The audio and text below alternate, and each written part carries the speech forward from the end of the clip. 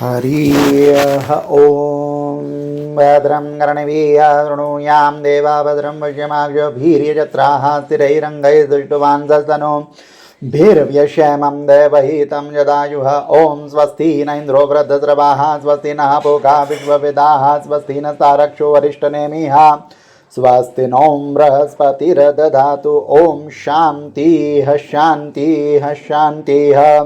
हरि ओम नमस्ते गणपतये त्वमेव प्रत्यक्षं तत्त्वमसि त्वमेव केवलं कर्तासि त्वमेव केवलं धर्तासि त्वमेव केवलं हरतासि त्वमेव सर्वं खलविदं ब्रह्मासि त्वं साक्षादात्मासि नित्यं ऋतं वचमि सत्यं वचमि अवत्वं माम् अववक्तारम् अवश्रोतारम् अवदातारम् अवधातारम् अवानुजानम् अवशिष्यम् अवपश्चातात अवपुरसदात अवोत्तरातात अवदक्षिणातात अवचोर्ध्वातात अवाधरातात सर्वतो मां पाहि पाहि समन्तात त्वं वाङ्मयस्त्वं चिन्मयाः त्वमानन्दमयस्त्वं ब्रह्ममयाः त्वं सच्चिदानन्दाद्वितीयोऽसि त्वं प्रत्यक्षं ब्रह्मासि त्वं ज्ञानमयो विज्ञानमयोऽसि सर्वं जगदिदं त्वत्तो जायते सर्वं जगदिदं त्वत्तस्तिष्ठति सर्वं जगदिदं त्वयि लयमेष्यति सर्वं जगदिदं त्वयि प्रत्येति त्वं भूमिरापो नलो निलो नभाः त्वं चत्वारि वाक्पदानि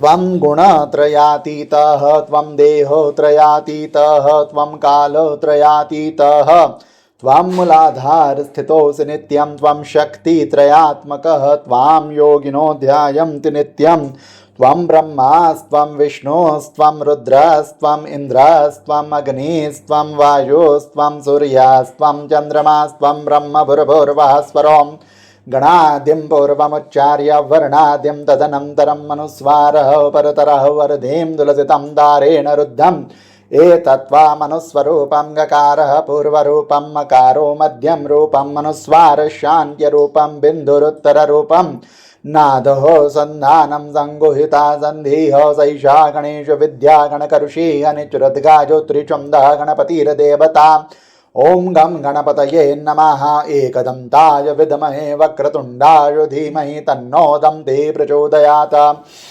एकदन्तं चतुर्हस्तं पाशमं कुशधारिणं रथं च वरदं हस्तिरभिरभ्राणं मूषकध्वजं रक्तं लम्बोदरं सुरपकर्णकं रक्तवाससं रक्तगन्धानुलिपिताङ्गं रक्तपुष्पैः सुपूजितं भक्तानुकम्पिनं देवं जगत्कारणम् अच्युतम् आविर्भूतं च सृष्ट्यादो प्रकृतेः पुरुषात् परम् एवं ध्यायति यो नित्यं स योगी योगिनां वराः नमो भ्रातपतये नमो गणपतये नमः प्रमथपतये नमस्ते अस्तु लंबोदराय एकदन्ताय विघ्ननाशिने शिवसुताय श्रीवरदमूर्तये नमो नमः।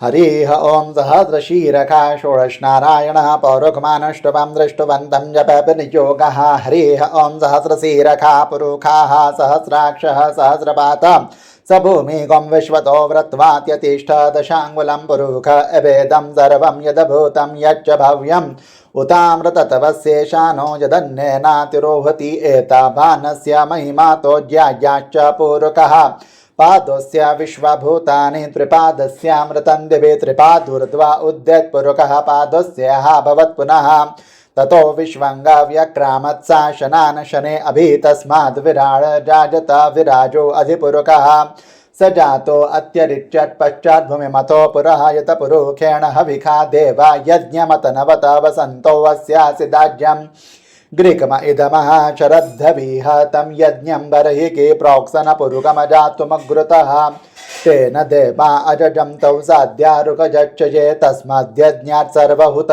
रुचः सामान्य जज्ञिरे छन्दांसे गुं जज्ञिरे तस्माद्यजुस्तस्माद् जायत तस्मादश्वा अजायं तौ ये के चोभयादतः गावो जज्ञिरे तस्मात् जाता अजावजयत पुरुकं विदधुः कथिता व्यकल्पयनमुखं किमस्य को बाहु का उरोपादा उच्येते ब्राह्मणोऽस्य मुखमासीद् बाहुराजन्यः कृतः उरुतधसजित वैश्यः पदभ्यां शूद्रौ अजायत चन्द्रमा मनसो जातचक्षोः सूरजो अजायत मुखादिन्द्रश्च अगनिश्च प्राणाद्वायुरजायत नाभ्य आसीद् अन्तरिक्षं शीर्ष्णोद्यौः समवर्तत पद्भ्यां भूमिर्दिशः श्रोत्रा तथा लोकाम् अकल्पयन्।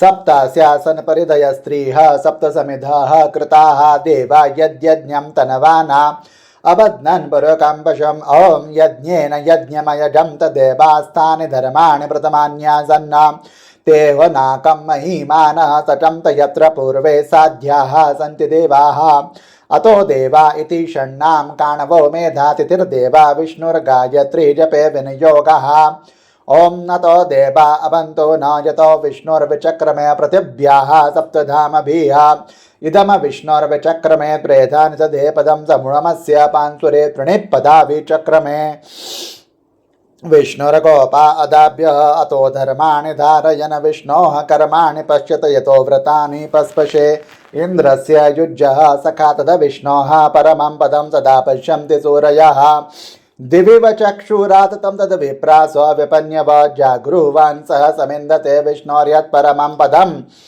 इति परोख सूक्तं विष्णु सूक्तं च ओम देवस्य त्वा सवितुः प्रसवेश्विनोर्बाहुभ्यां पुष्णो हस्ताभ्याम गणे स तेजसा सूर्यस्य वर्चसेन्द्रस्येन्द्रियेणाभिषिञ्चामि बलाय श्रिये यशसेन्नाध्यायो अमृताभिषेकोऽस्तु शान्तिः पुष्टिस्तुष्टिश्चास्तु ओम शान्तिः शान्तिः शान्तिः हरिः ओम हिरण्यवर्णां हरिणीं सुवर्णरजतस्रजां चन्द्रां हिरण्यमयीं लक्ष्मीं जातवेदोम आवह ताम आवह जातवेदो लक्ष्मीमनपगामिनीं यस्यां हिरण्यं विन्देयं गामश्चं पुरुषानहम् अश्वपूर्वां रथमध्यां हस्तिनाद प्रमोदिनीं श्रियं देवीमुपभये श्रीर्मा देवे जुषतां कां सौस्मितां हिरण्यप्रकारामाद्रां ज्वलन्तीं तृप्तां तर्पयन्तीं पद्मस्ततां पद्मवर्णां तामिहोपभये श्रियं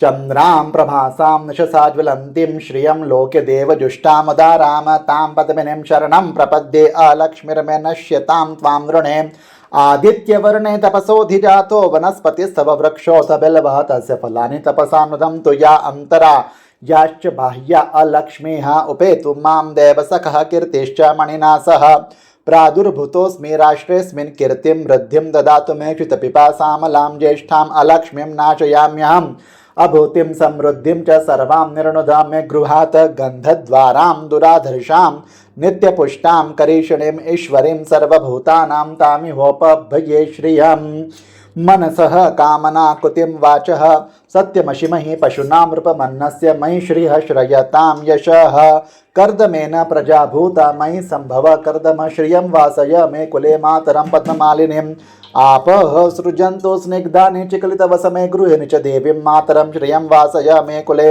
आद्रां पुष्करिणीं पुष्टिं पिङ्गलाम् आद्रां पुष्करिणीं पुष्टिं पिङ्गलां पद्ममालिनीं चन्द्रां हिरण्यमयीं लक्ष्मीं जातवेदोम आवह आद्रां यः करणीं यष्टिं सुवर्णां हेममालिनीं सूर्यां हिरण्यमयीं लक्ष्मीं जातवेदोम आवह ताम आवह जातवेदो लक्ष्मीमनपगामिनीं यस्यां हिरण्यं प्रभूतं गावो दास्यां श्वान्विन्देयं पुरुषानहं यः शुचिः प्रयतो भूत्वा जुहुदाज्यमन्वहं सुक्तं पञ्चदशर्चं च श्रीकामः सततं जपेत पद्मानने पद्म उरु पद्माक्षि पद्मसम्भवे तस्मै भजसि पद्माक्षि येन सौख्यं लभाम्यहम् अश्वदायी गोदायी धनदायी धना महाधने धनं मे रुचितां देवी सर्वकामाश देहि मे पुत्रपौत्र धनं धान्यं हस्त्याश्वश्वत्रिरथं प्रजनां भवसि माता आयुष्मन्तं करोतु मे धनम् अग्निर्धनं वायुर्धनं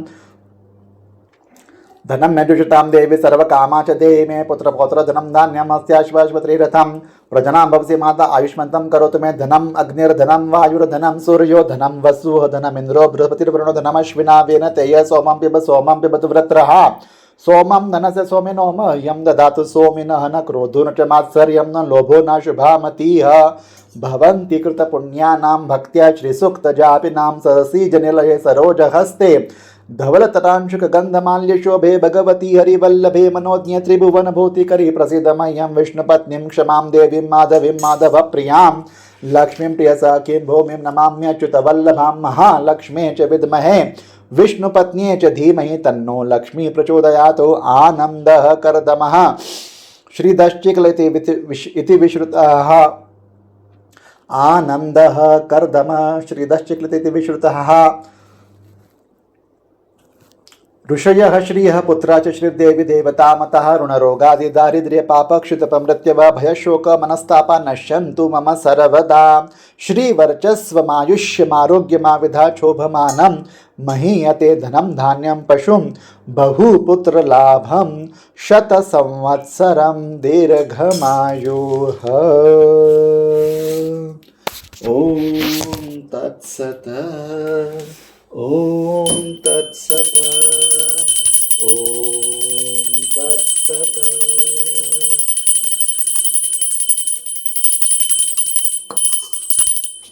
श्री सत्यनारायण महाराज की। श्री सत्यनारायण महाराज की जय। श्री गणेशाय नमः। श्री सत्यनारायण कथा प्रारंभ। अध्याय पहिला। श्री गजाननाय नमः। आता श्री सत्यनारायण कथेचा अर्थ सांगतो। एकदा नैमिषारण्यात राहणाऱ्या शौनकादिक ऋषींनी पुराण सांगणाऱ्या सूतांना प्रश्न विचारला। ऋषी विचारतात, हे मुनिश्रेष्ठा, मनातील सर्व फले कोणत्या व्रतेने अथवा तपश्चर्येने मिळतात ते ऐकण्याची इच्छा आहे, कृपा करून सांगा। सूत सांगतात, मुनी हो, नारदांनी हाच प्रश्न भगवान महाविष्णूंना विचारला। त्यावेळी विष्णूंनी नारदांना जे सांगितले तेच मी तुम्हाला सांगतो, शांत चित्ताने ऐका।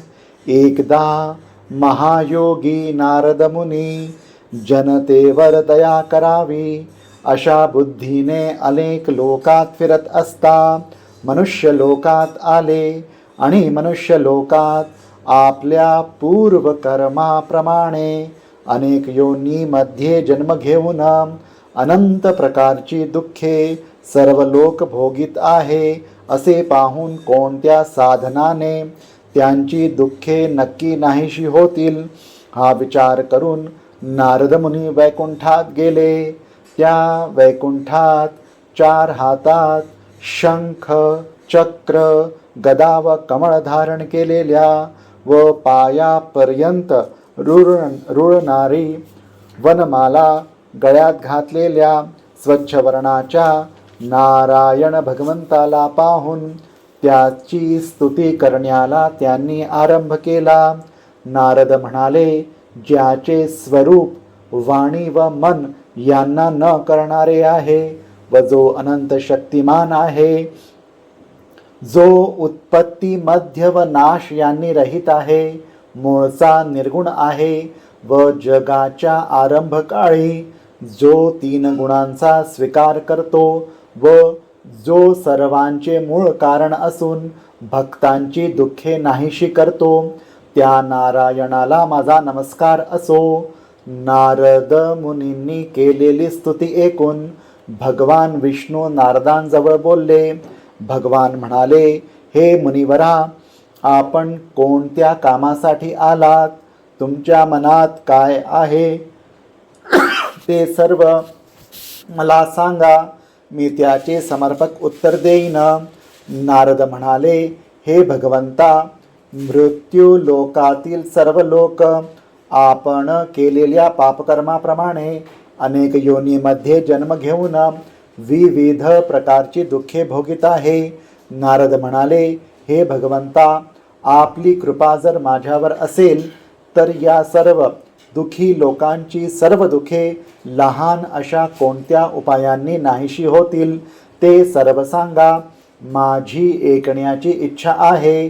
भगवान म्हणतात, हे नारदा, लोकांवर कृपा करण्याच्या हेतूने जो तू प्रश्न विचारलास तो फार सुंदर आहे।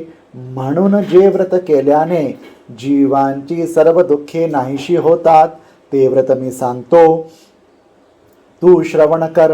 हे वत्सा नारदा, तुझ्यावर माझे प्रेम असल्यामुळे स्वर्ग लोकात किंवा मनुष्य लोकात आजपर्यंत कोणालाही माहीत नसलेले व महापुण्यकारक असे व्रत आज तुला सांगतो. या व्रताला सत्यनारायण व्रत असे म्हणतात. हे विधीपूर्वक केले असता व्रत करणारा मनुष्य या लोकी सर्व काळ सुख भोगून शेवटी आनंद रूप मोक्षपदास जातो. भगवान विष्णूंचे भाषण ऐकून नारद मुनी विष्णूंना म्हणाले, हे नारायणा, या व्रताचे फल काय, याचा विधी काय व हे व्रत पूर्वी कोणी केले होते ते सर्व विस्तार करून मला सांगा. त्याचप्रमाणे हे व्रत कोणत्या काली करावे तेही सांगा. हे नारदाचे भाषण ऐकून भगवान म्हणाले, नारदा, हे व्रत दुःख शोक यांचा नाश करणारे असून धनधान्य यांची समृद्धी करणारे आहे. तसेच सौभाग्य व संतती देणारे, सर्व कार्यात विजयी करणारे हे व्रत आहे. हे व्रत भक्ती व श्रद्धा यांनी युक्त होऊन ब्राह्मण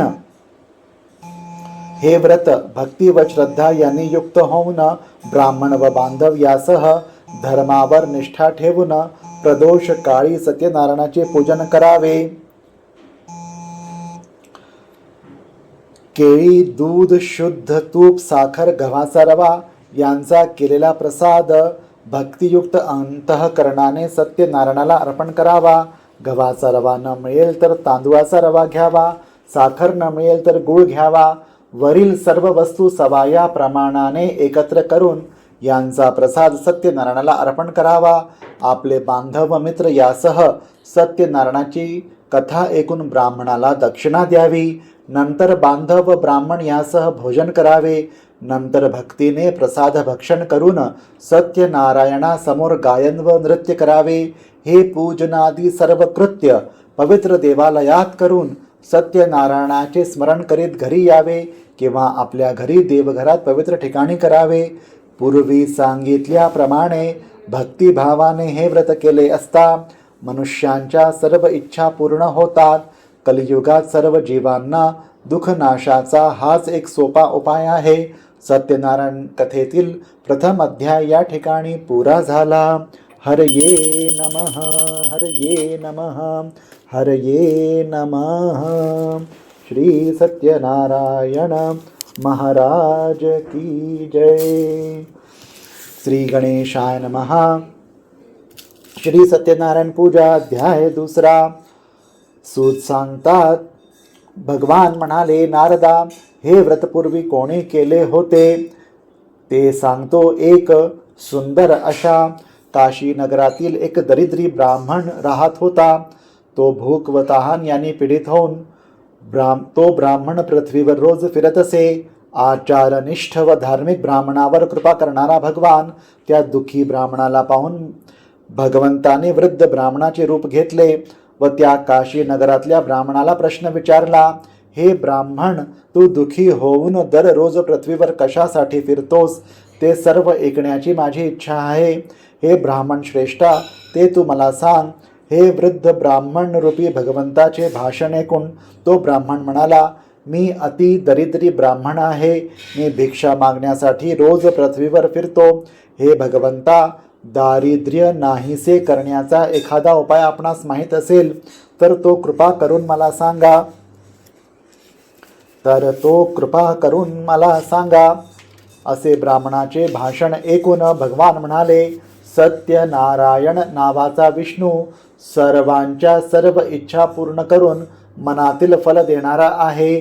जे व्रत केले असता मनुष्य सर्व दुःखातून मुक्त होतो त्या सत्यनारायणाचे पूजनात्मक उत्तम व्रत तू कर. त्यानंतर ब्राह्मणाला पूजनाचे सर्व विधान सांगून सत्यनारायण प्रभू तिथेच गुप्त झाले. वृद्ध ब्राह्मणाने सांगितलेले व्रत मी अवश्य करीन असा ध्यास दरिद्री ब्राह्मणाला लागल्यामुळे त्याला रात्री निद्रा लागली नाही. नंतर तो ब्राह्मण सकाळी उठून मी आज सत्यनारायणाचे व्रत करीन असा मनाशी निश्चय करून गावात भिक्षा मागण्यासाठी गेला. त्याच दिवशी त्या ब्राह्मणाला खूप पैसा मिळाला व त्याने पूजनाची सर्व तयारी करून आपल्या बांधवासह सत्यनारायणाचे पूजन केले. नंतर तो दरिद्री ब्राह्मण या सत्यनारायण व्रतामुळे सर्व दुःखातून मुक्त झाला व धनधान्याने समृद्ध होऊन आनंदी झाला.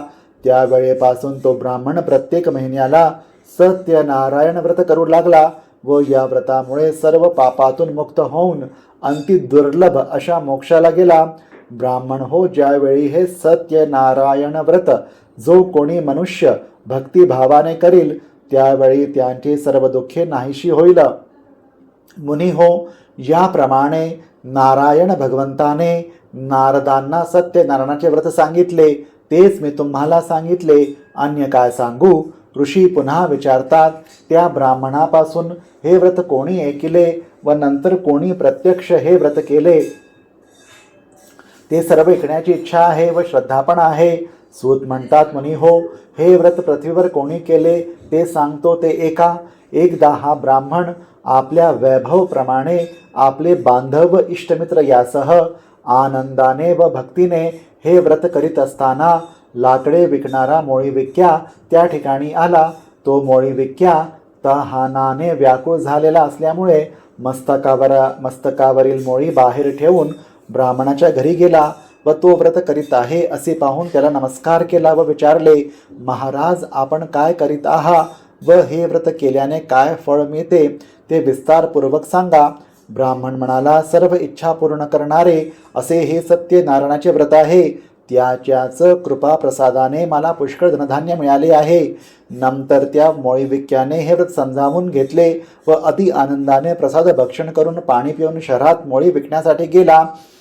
सत्यनारायणाचे चिंतन करीत लाकडाची मोळी मस्तकावर घेऊन या गावात लाकडे विकून जे द्रव्य मिळेल त्या द्रव्याने मी सत्यनारायणाचे उत्तम पूजन करीन असा मनाशी त्याने निश्चय केला व धनिक लोक ज्या नगरात राहत होते तेथे तो गेला व त्या दिवशी त्याला दुप्पट द्रव्य मिळाले. नंतर त्याने आनंदी अंतःकरणाने उत्तम पिकलेली केळी, साखर, तूप, दूध, गव्हाचा रवा सवा या प्रमाणाने खरेदी करून आपल्या घरी आला व आपले बांधव व इष्टमित्र यांना बोलावून विधिनोक्त रीतीने यथासांग सत्यनारायणाचे पूजन केले. या सत्यनारायण व्रताच्या प्रभावाने तो मोळीविक्या धनधान्य व पुत्र इत्यादी संपत्तीने युक्त झाला व या लोकात सुख भोगून शेवटी सत्यनारायण प्रभूंच्या लोकी गेला. या ठिकाणी सत्यनारायण कथेतील दुसरा अध्याय पुरा झाला. हरये नमः, हरये नमः, हरये नमः. श्री सत्यनारायण महाराज की जय. श्री गणेशाय नमः. श्री सत्यनारायण पूजा अध्याय 3. सूत सांगतात, ऋषी हो, याविषयी आणखी कथा सांगतो ती ऐका. पूर्वी या पृथ्वीवर उल्कामुख नावाचा एक सार्वभौम राजा होता. तो राजा जितेंद्रिय व सत्य बोलणारा, भक्तिमान व बुद्धिमान होता. तो देवळात जाऊन प्रत्येक दिवशी ब्राह्मणांना द्रव्य देऊन संतुष्ट करीत असे. त्याची भार्या पतिव्रता सुंदरवदना अत्यंत रूपवान होती. एके दिवशी तो राजा स्त्रीसह नदीच्या तीरावर सत्यनारायणाचे पूजन करीत होता. त्यावेळी साधुवाणी व्यापारासाठी पुष्कळ द्रव्य घेऊन राजा पूजन करीत होता त्या ठिकाणी आला व नौका नदीच्या तीरावर उभी करून राजाच्या जवळ आला व व्रत करणाऱ्या राजाला पाहून अत्यंत विनयाने विचारू लागला. साधुवाणी म्हणाला, हे राजा, भक्तियुक्त अंतःकरणाने हे तू काय करीत आहेस ते सविस्तर मला सांग, माझी ऐकण्याची इच्छा आहे. राजा म्हणाला, हे साधो, पुत्र धन वगैरे प्राप्त व्हावे या हेतूने अतुल तेजस्वी सर्व मनोरथ पूर्ण करणाऱ्या श्री सत्यनारायण विष्णूचे पूजनात्मक मी बांधवासह व्रत करीत आहे. राजाचे हे वाक्य ऐकून अत्यंत आदराने साधुवाणी म्हणाला, महाराज, आपण हे व्रत विस्तार करून मला सांगा. जसे सांगाल तसे मी करीन. मला पण संतती नाही, ती या व्रतामुळे नक्की होईल. असे बोलून व्यापारासाठी अन्य गावी न जाता आनंदाने साधुवाणी घरी परत आला व त्याने संतती देणारे हे व्रत आपल्या भार्येला सांगितले व ज्यावेळी मला संतती होईल त्यावेळी मी सत्यनारायणाचे व्रत करीन असा नवसपण त्याने केला. अशा प्रकारचे व्रत शीलवान साधुवाण्याने आपल्या लीलावती नावाच्या भार्येला सांगितले. नंतर धार्मिक व पतिव्रता अशी त्याची लीलावती नावाची भार्या आनंदी अंतःकरणाने पतीची सेवा करीत असता सत्यनारायणाच्या कृपाप्रसादाने गर्भवती झाली. नंतर तिला 10वा महिना सुरू होताच एक कन्यारत्न झाले. ती कन्या शुक्ल पक्षातील चंद्राप्रमाणे प्रत्येक दिवशी वाढू लागली व म्हणूनच तिचे नाव कलावती असे ठेवले. नंतर काही दिवसांनी त्या लीलावतीने साधुवाणीला गोडवाणीने प्रश्न विचारला, महाराज, पूर्वी नवस केलेले सत्यनारायणाचे व्रत आपण का करीत नाही, असा तिचा प्रश्न ऐकून साधुवाणी म्हणाला, हे प्रिये कलावतीच्या लग्नाचे वेळी हे सत्यनारायणाचे व्रत मी करीन. अशा प्रकारे भार्येचे समाधान करून व्यापारासाठी साधुवाणी दुसऱ्या गावाला निघून गेला. त्याची कन्या कलावती गुणांनी व वयाने मोठी होऊ लागली. साधुवाण्याने आपली मुलगी लग्नाला योग्य झाली आहे असे पाहून मित्रमंडळी बरोबर विचार केला व लगेच उत्तम वर शोधण्यासाठी एका दूताला आज्ञा केली. तो दूत आज्ञेप्रमाणे वर शोधण्यासाठी कांचन नावाच्या नगराला आला. नंतर तो दूत एका वाण्याच्या मुलाला घेऊन परत आला. त्यावेळी सर्व गुणसंपन्न व सुंदर अशा वाण्याच्या मुलाला पाहून त्या साधू वाण्याने आपल्या जाती बांधवासह आनंदी अंतःकरणाने त्या वेश्यपुत्राला विधियुक्त कन्यादान केले. त्या विवाहाच्या वेळी दुर्दैवाने पूर्वी नवस केलेले सत्यनारायणाचे व्रत करण्यास तो विसरला. त्यामुळे त्याच्यावर भगवान रागवले. नंतर तो व्यापारात चतुर असणारा साधुवाणी काळाच्या प्रेरणेप्रमाणे व्यापारासाठी जावयासा निघून गेला आणि सिंधू नदीच्या जवळ असणाऱ्या रम्य अशा रत्नसारपुरामध्ये जाऊन आपल्या श्रीमान जावयासह तो साधुवाणी व्यापार करू लागला. ते दोघे चंद्रकेतूच्या नगरात व्यापार करीत असता काही काल उत्तम गेला. इतक्यातच सत्यनारायण प्रभूंनी हा वाणी आपल्या सत्यनारायण पूजनाच्या प्रतिज्ञेपासून भ्रष्ट झाला आहे म्हणून याला भयंकर दुःख प्राप्त होवो असा श्राप दिला. श्राप दिल्यानंतर थोड्याच दिवसात चंद्रकेतूच्या राजवाड्यात चोरी झाली व तो चोर उरलेले द्रव्य घेऊन साधुवाणी ज्या ठिकाणी राहत होता त्या ठिकाणी आला. आपल्या मागून राजदूत येत आहे असे पाहून तो चोर घाबरला व चोर उरलेले द्रव्य साधुवाण्याच्या दाराजवळ टाकून तो चोर पळून गेला. इतक्यात ते राजदूत सज्जन साधुवाणी ज्या ठिकाणी राहत होता त्या ठिकाणी आले व त्यांनी चोरीस गेलेले राजद्रव्य त्या ठिकाणी पाहिले व हेच ते चोर आहेत असे समजून त्या दोघांस बांधले व आनंदाने धावत त्या दोघांना राजाजवळ आणले व म्हणाले, महाराज, आपले द्रव्य चोरलेले हे पहा 2 चोर आपणासमोर आणले आहे, आज्ञा करावी. राजाने विशेष विचार न करताच त्यांना बंदी शाळेत टाकण्याची आज्ञा केली व लगेच राजदूतांनी त्या दोघांना बेडच्या घालून किल्ल्यातील कारागृहात टाकले. त्यावेळी आम्ही चोर नाही असे ते म्हणत होते, परंतु सत्यदेवाच्या मायामुळे त्यांचे बोलणे कोणी ऐकले नाही. उलट साधुवाण्याचेच सर्व द्रव्य जप्त केले. सत्यनारायणाच्या श्रापामुळे साधुवाण्याच्या भारीला फार दुःख झाले व त्यांच्या घरातील सर्व द्रव्य चोरांनी चोरले. तेव्हापासून मानसिक दुःख व रोग यांनी व्याप्त होऊन क्षुधा व तृषा यांनी दुःखी झालेली साधुवाण्याची भार्या प्रत्येक घरी भिक्षा मागण्यासाठी फिरू लागली. साधुवाण्याची मुलगी कलावती पण घरोघर भिक्षा मागू लागली.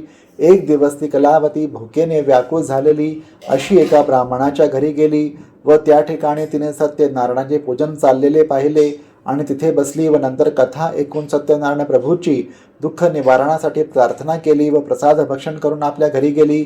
त्यावेळी फार रात्र झाली होती. त्यामुळे आईने कलावतीस प्रेमाने विचारले की, हे मुली, तू इतकी रात्र होईपर्यंत कोठे होतीस? तुझ्या मनात काय विचार चालू आहे? ते ऐकून कलावती म्हणाली, हे आई, मी एका ब्राह्मणाच्या घरी सर्व इच्छा पूर्ण करणारे व्रत पाहिले.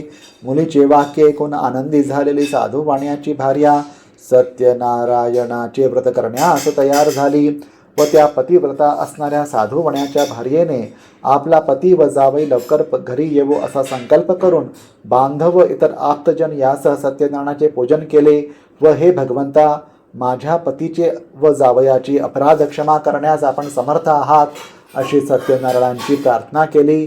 त्यावेळी भगवान सत्यनारायण व्रताने संतुष्ट झाले. नंतर चंद्रकेतूच्या स्वप्नात जाऊन त्यांनी सांगितले, हे नृपश्रेष्ठा, जे तू वाणी बंदिशाळेत टाकले आहेस ते सकाळी सोडून दे. तसेच हे राजा, तू जे त्यांचे धन घेतले आहेस ते त्यांना परत दे. असे जर तू न करशील तर धनपुत्र व राज्य यासह तुझा नाश करीन असे राजा स्वप्नात सांगून सत्यनारायण भगवान अदृश्य झाले. नंतर प्रातःकाळी राजाने सभेमध्ये बसून स्वजनासह सर्वांना ते स्वप्न सांगितले व जे 2 वाणी आपण बंदीशाळेत टाकले आहेत त्यांना लवकर मुक्त करा अशी दूतांना आज्ञा केली. दूतांनी राजाच्या आज्ञेप्रमाणे साधू वाणी व त्याचा जावई या दोघांना बंधनमुक्त करून राजाच्या समोर आणले व हात जोडून नम्रतेने म्हणाले, महाराज, आपल्या आज्ञेप्रमाणे बंदीशाळेतून मुक्त करून 2ही वैश्यपुत्र आणले आहे. नंतर साधू वाणी व त्याचा जावई यांनी चंद्रकेतू राजाला नमस्कार केला व पूर्वीचा वृत्तांत आठवून भीतीच्यामुळे त्याने काहीच भाषण केले नाही.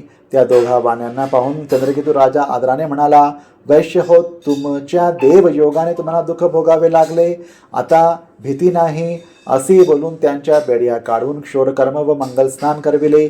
नंतर त्या दोघांना वस्त्र व अलंकार देऊन गौरव केला व नम्र भाषणाने त्यांना अत्यंत संतुष्ट केले व त्या वाण्याचे जे द्रव्य घेतले होते ते त्यांना दुप्पट करून दिले व म्हणाला, हे साधू, आपण आपल्या घरी जा.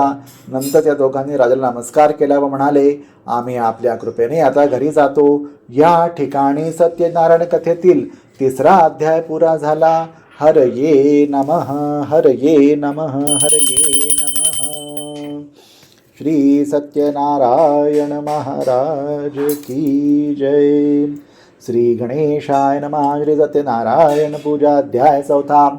नंतर साधू वाण्याने आपणास वाटेत विघ्न येऊ नये म्हणून ब्राह्मणास दक्षिणा देऊन आशीर्वाद घेतला व जावयाचा स्वतःच्या नगरात गेला. तो साधू वाणी काही थोडा दूर गेल्यावर संन्यास वेश धारण करणारे सत्यनारायण प्रभूंनी साधू वाण्याची परीक्षा करण्यासाठी, हे साधू, या तुझ्या नौकेत काय आहे ते सांग असा प्रश्न विचारला. धनाने उन्मत्त झालेले ते 2 वाणी त्याची निंदा करून हसू लागले व म्हणाले, संन्यासी बुवा, आमचे द्रव्य नेण्याची तुमची इच्छा आहे काय? आमची नौका वेली व पाने यांनी भरलेली आहे. असे साधू वाण्याची उन्मत्तपणाचे भाषण ऐकून भगवान म्हणाले, तुझे बोलणे खरे हो. असे बोलून संन्यास वेश धारण करणारे भगवान तिथून निघून गेले व तिथून थोड्याच अंतरावर असलेल्या समुद्राच्या तीरावर बसले. संन्यासी दूर गेल्यावर साधू वाण्याने आपले नित्य कर्म केले व नौकेकडे गेला आणि पाहिले तर हलकेपणामुळे नौका वर आलेली पाहून साधू वाणी आश्चर्यचकित झाला. नौकेत वेली व पाने पाहून तो साधू वाणी मूर्छा येऊन जमिनीवर पडला. नंतर थोड्या वेळाने सावध होऊन चिंता करू लागला. त्यावेळी साधू वाण्याचा जावई म्हणाला, महाराज, आपण शोक का करता? संन्यासाने जो आपणास श्राप दिला त्यामुळेच हा सर्व प्रकार घडला आहे. तो संन्यासी पाहिजे ते करण्यास समर्थ आहे, म्हणून आपण त्याला शरण जावं, म्हणजे आपले सर्व मनोरथ पूर्ण होतील. असे जावयाचे भाषण ऐकून साधू वाणी अति जवळ गेला व त्याला पाहून भक्तीने नमस्कार केला व आदराने बोलू लागला, महाराज, मी जे आपल्याजवळ खोटे बोललो त्या अपराधाची क्षमा करा. असे म्हणून पुनः पुनः नमस्कार केला व तो साधू वाणी अतिशय दुःखी झाला. संन्यास वेशधारी भगवान शोक करणाऱ्या साधू वाण्याला म्हणाले, शोक करू नको, मी सांगतो ते एक. तू माझ्या पूजनाविषयी परांगमुख आहेस व म्हणूनच माझ्या आज्ञेने तुला वारंवार दुःख प्राप्त झाले. हे ऐकून साधू वाणी भगवंताची स्तुती करू लागला. साधू वाणी म्हणाला, तुझ्या मायेने मोहित झालेले ब्रह्मादिक देवही तुझे गुण व रूप जाणू शकत नाही. हे प्रभो, हे आश्चर्य आहे. तुमच्या मायेने मोहित झालेला मी मूर्ख आहे. मी आपणास कसा जाणेन? माझ्यावर कृपा करा. मी यथाशक्ती आपले पूजन करीना.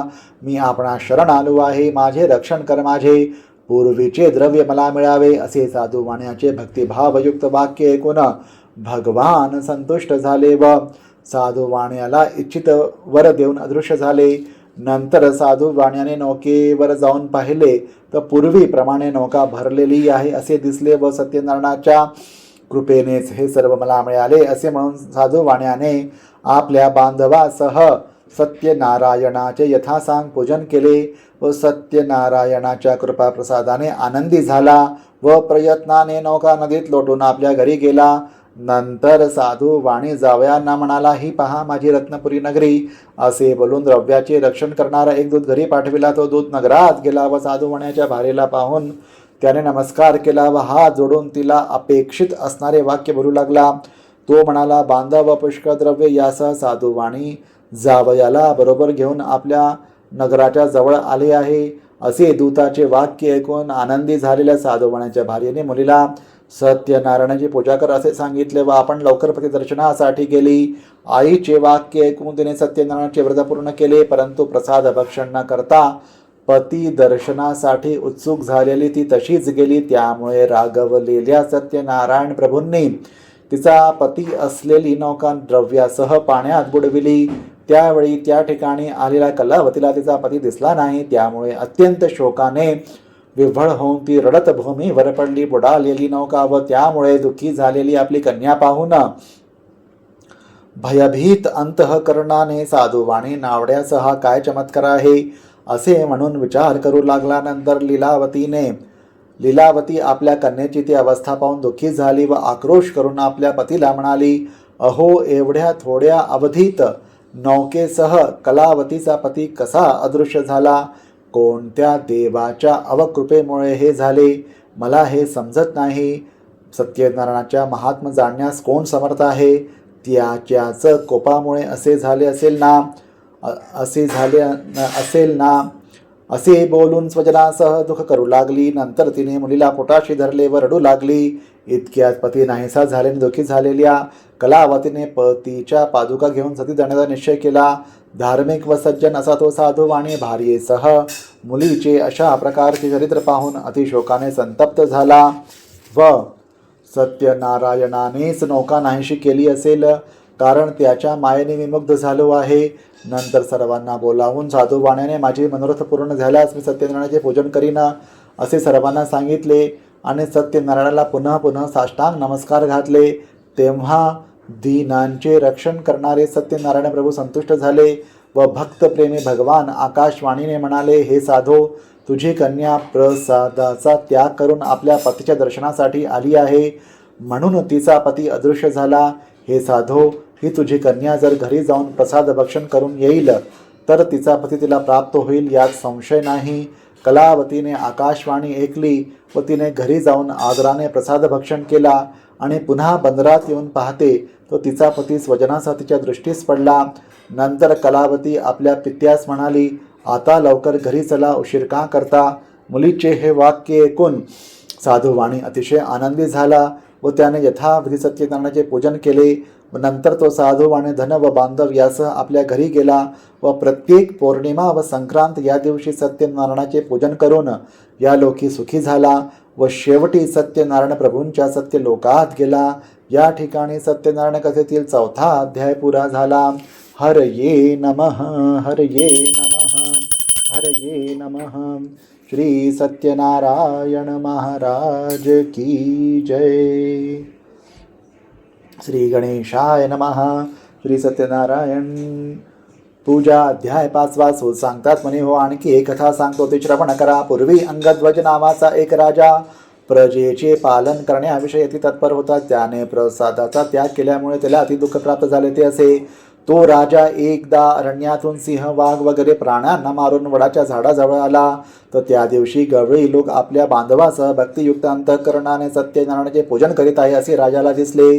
परंतु राजा हे सर्व पाहूनही त्या ठिकाणी गेला नाही व त्याने सत्यनारायण भगवंतास नमस्कारही केला नाही. तरी सुद्धा गवळी लोकांनी सत्यनारायणाचा प्रसाद राजा पुढे आणून ठेवला व नंतर भक्तिभावाने सर्व गोप बांधवाने प्रसाद भक्षण केला व आनंदी झाले. राजा मात्र प्रसादाचा त्यागामुळे दुःखी झाला. त्या राजाचे 100 मुलगे व धनधान्य आदी सर्व संपत्ती नाश पावली. हे सर्व सत्यनारायणाच्या अवकृपेने झाले असेल असे राजाला वाटले व ज्या ठिकाणी गोपाने सत्यनारायणाचे पूजन केले होते त्या ठिकाणी जाण्याचा निश्चय राजाने केला व नंतर गवळी लोकांच्या जवळ गेला व त्यांच्यासह भक्ती श्रद्धेने युक्त होऊन यथाविधी सत्यनारायणाचे पूजन केले व त्यामुळे हा अंगध्वज राजा धनपुत्र वगैरे ऐश्वर्याने संपन्न झाला व या लोकात सुखी होऊन शेवटी वैकुंठ लोकात गेला. हा सर्व लाभ सत्यनारायणाच्या पूजनामुळे झाला, म्हणून सर्वांनी सत्यनारायणाचे पूजन अवश्य करावे. जो कोणी अति दुर्लभ असे सत्यनारायणाचे व्रत करतो व फळ देणारी अशी कथा भक्तिभावाने श्रवण करतो त्याला सत्यनारायणाच्या कृपेने धनधान्य आदी सर्व वस्तूंचा लाभ होतो. जो दरिद्र असेल त्याला द्रव्य मिळते. जो बंधनात पडला असेल तो बंधनातून मुक्त होतो. जो भयभीत झाला असेल तो सत्यनारायणाच्या पूजनामुळे भीतीपासून मुक्त होतो. इच्छित संपूर्ण ऐश्वर्या लोकी भोगून अंती सत्यनारायणाच्या नगरास जातो. ऋषी हो, जे व्रत केले असता मनुष्य सर्व दुःखातून मुक्त होतो ते हे सत्यनारायणाचे व्रत तुम्हाला सांगितले. विशेषत्वे करून सत्यनारायणाची पूजा कलियुगात विशेष फल देणारी आहे. या देवाला कोणी काल, कोणी ईश, कोणी सतदेव व कोणी सत्यनारायण असे म्हणतात. नाना रूपे धारण करून सर्व भक्तांच्या इच्छा पूर्ण करणारा भगवान असा भगवान कलियुगात सत्यनारायण व्रतरूपी होईल. मुनिश्रेष्ठ हो, जो कोणीही सत्यनारायणाची कथा पठण करील किंवा श्रवण करील त्यांची सर्व पापे सत्यनारायणाच्या कृपेने नाहीशी होतील. या ठिकाणी सत्यनारायण कथेतील 5वा अध्याय संपूर्ण झाला. हरये नमः, हरये नमः, हरये नमः. श्री सत्यनारायण महाराज की जय. अच्युतं केशवं रामनारायणं कृष्णदामोदरं वासुदेवं हरि श्रीधरं माधवं गोपिकावल्लभं जानकीनायकं रामचन्द्रं भजे. हरे राम राम राम हरे हरे. हरे कृष्ण कृष्ण कृष्ण हरे हरे. हरे राम राम राम हरे हरे. हरे कृष्ण कृष्ण कृष्ण हरे हरे. श्री सत्यनारायण महाराज की